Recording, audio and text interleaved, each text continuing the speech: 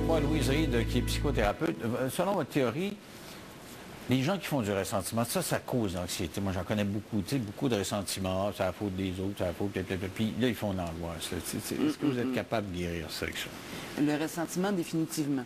Je veux dire, puis même, ça se soigne très rapidement. Rapidement? Oui, moi, je dis souvent qu'à l'intérieur de 2 heures. 2 heures? 2 heures, oui. Ben, souvent, de toute façon, moi, je travaille par séance de 2 heures. Parce que ça nous donne le temps vraiment d'identifier quelque chose, d'aller le soigner et de refermer. Donc, je ne sais pas, disons, quelqu'un qui a vraiment beaucoup de ressentiments contre ses patrons parce que ça fait des années qu'il n'a pas eu la promotion qu'il devait avoir, puis d'émotions, etc. Comment vous allez vous y prendre?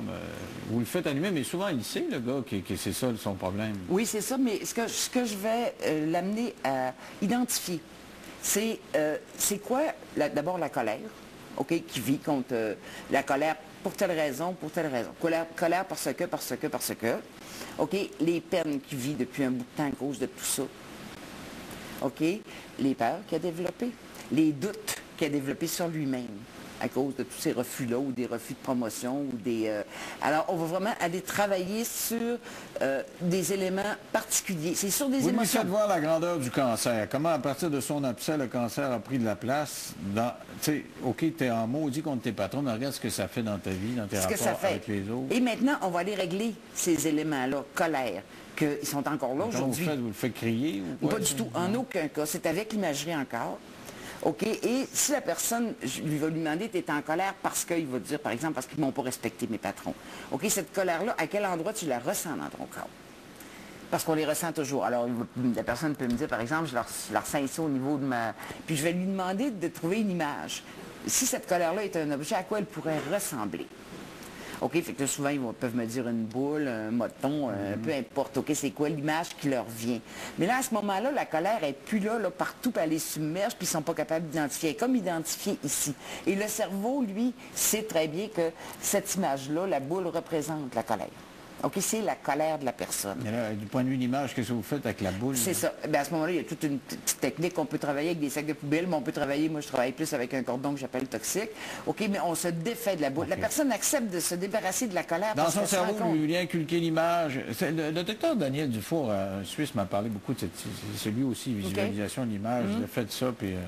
C'est ça, mais c'est parce que à ce moment-là, c'est l'émotion elle-même. Puis on dit à notre cerveau, regarde, cette colère-là, elle me tellement nuit, je n'en veux plus. Et vous pensez que cet homme-là qui est allé vous voir parce que c'est en maudit contre ses boss va être plus fonctionnel, aura plus de la difficulté à respirer, il va avoir moins mal au ventre à cause de ça? Puis, je veux dire, il va être capable de réagir probablement différemment face à ses patrons. Okay. Moi, les personnes qui ont des colères contre les parents, on peut régler ça très rapidement aussi. Parlez-moi d'infarctus. Ça, c'est les gros, ce que vous appelez les infarctus psychologiques. C'est quoi ces gros événements-là? Comment faire avec les gros événements, les dépressions? Dépression, burn-out. Hein, aujourd'hui, on en parle de plus en plus, entre autres, comme je disais tantôt avec les infirmières là, dans les hôpitaux.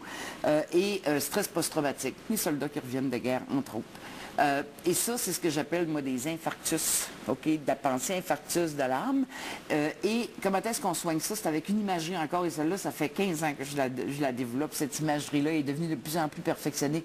C'est une simple image de route. Et notre cerveau comprend, à partir de cette petite technique-là, qui est expliquée finalement dans le livre aussi, notre cerveau comprend comment est-ce qu'on peut... il faut qu'il répare notre structure globale. Puis c'est incroyable, il le fait. Par l'imagination, en s'imaginant un chemin qu'on va suivre. Le chemin, puis ce chemin-là, il est brisé. C'est comme notre route. Notre route, c'est comme notre vie, hein, c'est comme notre route de vie. Un pic puis une pelle à notre imagination, puis à patcher les trous. Non, mais je veux dire, il y a un trou, puis la profondeur du trou me démontre automatiquement la profondeur de la détresse de la personne en plus. Dans son imagination, vous êtes capable de voir avec la profondeur. Elle va me donner, je vais lui demander c'est quoi la dimension, je vais lui demander d'imaginer un trou sur la route. Il y a des gens qui ne sont pas en détresse du tout, ils vont me dire il y a un petit trou.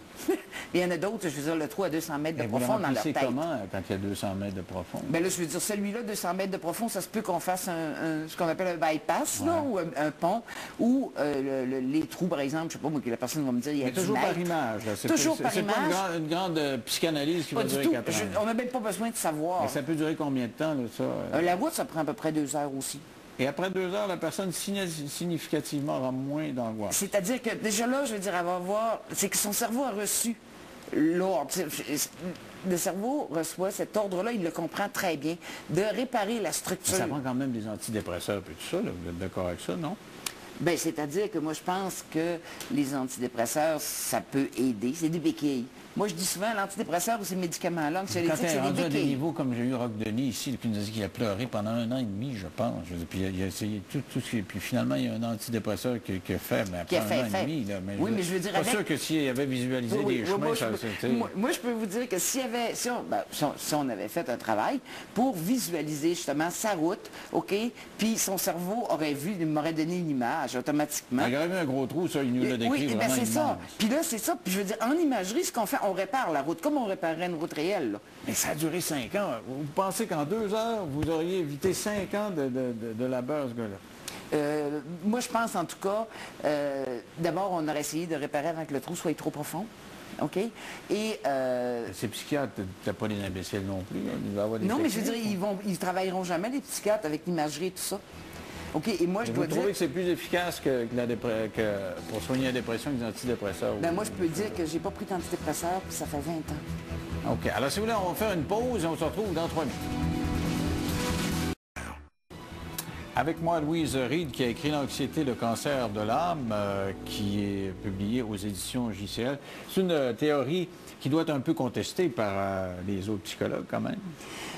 Oui, mais bon, c'est ça, moi, je me dis c'est une théorie qui repose sur le gros bon sens. OK, c'est la simplicité. C'est sûr que disons, la psychologie aimera peut-être moins ça parce que c'est des résultats extrêmement rapides. Vous avez le site Internet sous les yeux, louisereed.com. C'est extrêmement intéressant de vous recevoir. J'aime ça, moi, parler avec des gens qui ont des idées un peu différentes des autres. Puis, quant à nous, on va se quitter là-dessus. Merci d'avoir été là. On se retrouve demain à l'heure habituelle. Bye-bye!